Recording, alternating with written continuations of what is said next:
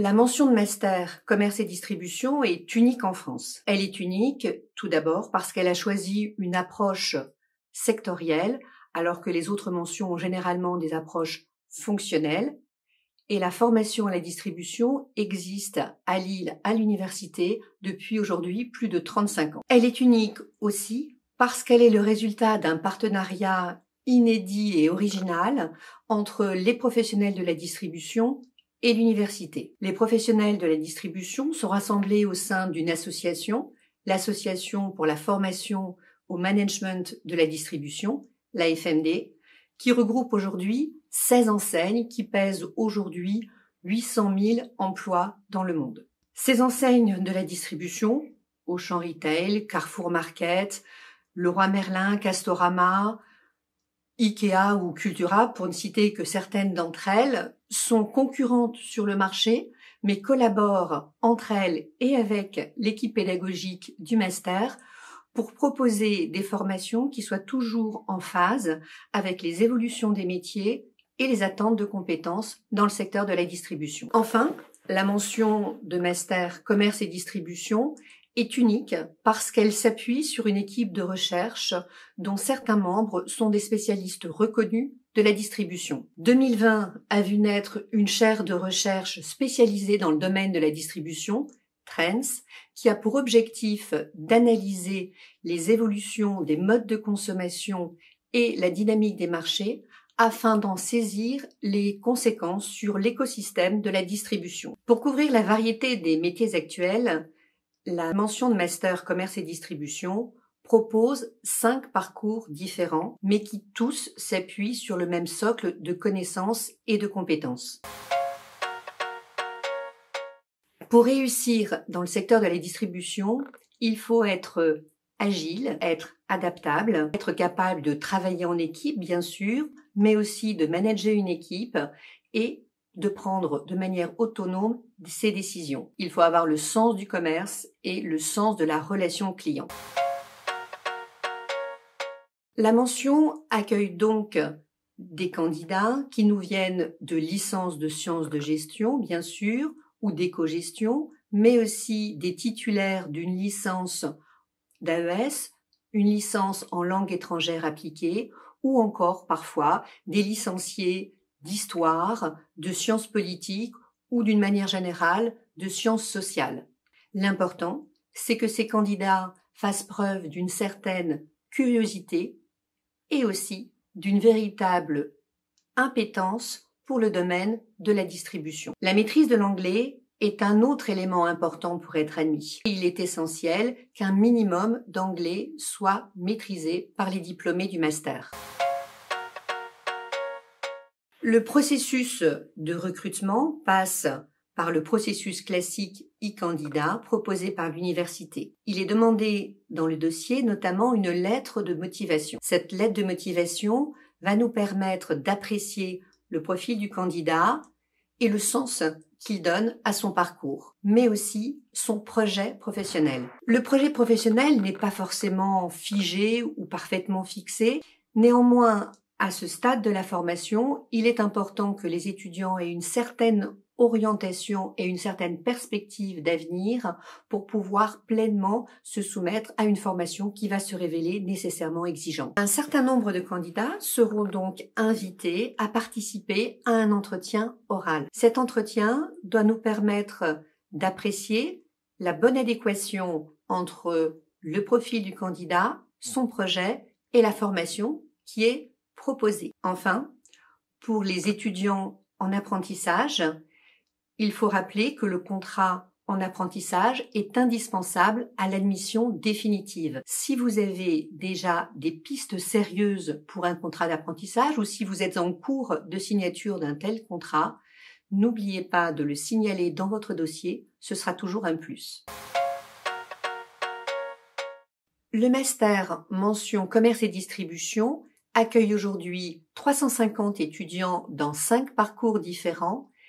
2 tiers de nos étudiants sont aujourd'hui en contrat d'apprentissage. Sur les 5 parcours, 2 d'entre eux, marketing du distributeur international et management de la distribution, sont proposés à la fois en formation initiale et en formation par apprentissage. Deux parcours ne sont proposés qu'en formation d'apprentissage. Il s'agit de commerce et distribution connectée et retailing supply chain. Enfin, le parcours études, recherche et conseil en marketing, consommation et distribution est proposé exclusivement en formation initiale. La formation initiale présente l'avantage de proposer des périodes de stage longues qui permettent de réaliser des missions intéressantes et dans deux entreprises différentes ou bien dans deux types de fonctions au sein de la même entreprise. Par ailleurs, la formation initiale permet des mobilités, notamment des mobilités à l'étranger. L'intérêt principal des formations en apprentissage est bien entendu l'immersion, puisque dans nos formations en apprentissage, c'est presque 70% du temps de formation qui est passé au sein des entreprises. Le rythme de l'apprentissage qui est adopté est un rythme de 1 semaine à l'université, 2 semaines en entreprise au cours de la première année, alors qu'en seconde année, le rythme est celui d'1 semaine à l'université pour 3 semaines en entreprise. Les 5 parcours sont organisés autour des 7 mêmes blocs de connaissances et de compétences qui ont été jugés par les professionnels de la distribution dans le cadre de la collaboration avec l'AFMD comme étant les compétences que doivent présenter tout étudiant universitaire diplômé dans le secteur de la distribution. Les 7 blocs sont étudier les consommateurs, les marchés et l'offre, piloter le sourcing et la retailing supply chain, piloter et concevoir la transformation digitale et les business models innovants, optimiser les comportements organisationnels et favoriser l'innovation sociale, gérer la performance des unités commerciales digitales, adopter une démarche de recherche et enfin valoriser sa formation, notamment à travers son expérience en stage ou en alternance. Le parcours management de la distribution est historiquement le plus ancien de la formation. Les métiers qui sont exercés par les diplômés de ce parcours sont des métiers qui s'exercent essentiellement dans le réseau, dans les points de vente. Il s'agit des métiers de manager commerce, chef de secteur, responsable d'univers ou encore directeur de magasin. L'objectif du parcours commerce et distribution connectée est d'accompagner les entreprises dans leur transformation digitale et dans l'élaboration des stratégies omnicanales. Les diplômés vont donc exercer des fonctions de chef de projet digital, de chef de projet digital, de community manager ou encore de chef de projet de relation client omnicanal. Le parcours marketing du distributeur international forme à de nombreux métiers du marketing en centrale d'achat ou au siège des entreprises. Les diplômés vont exercer des fonctions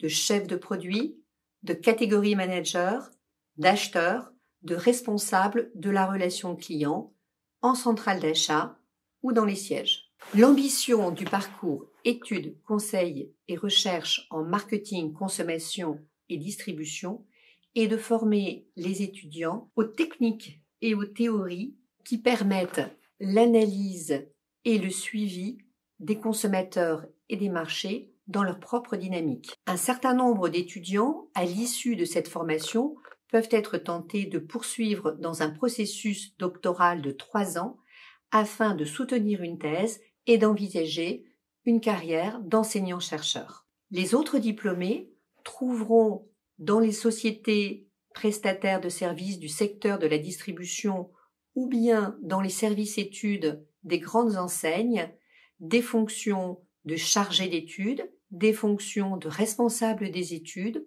ou encore des fonctions de consultant.